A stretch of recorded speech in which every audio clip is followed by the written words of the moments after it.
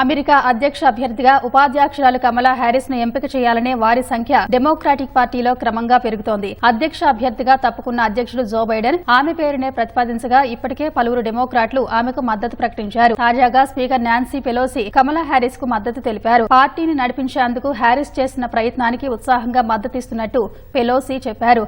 Kentucky governor Andy Beshear కూడా కమలా Harris కు మద్దతు తెలిపారు. సోమవారం మేరీల్యాండ్, మిచిగాన్, ఇల్లినాయిస్ గవర్నర్లు సహా 700 మందికి పైగా ప్రతినిధులు కమలా హ్యారిస్ కు మద్దతు ప్రకటించారు.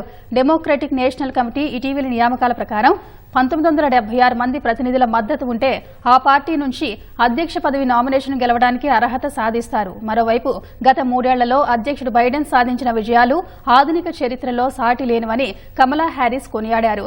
ఇప్పటికే 2 పర్యాయాలు పదవిలో పనిచేసిన చాలా మంది అధ్యక్షుల వారసత్వాన్ని బైడెన్ ఒకే టర్మ్ లో అధిగమించారని వైట్ హౌస్ సౌత్ లాన్స్ లో జరిగిన ఓ కార్యక్రమంలో ఆమె పేర్కొన్నారు.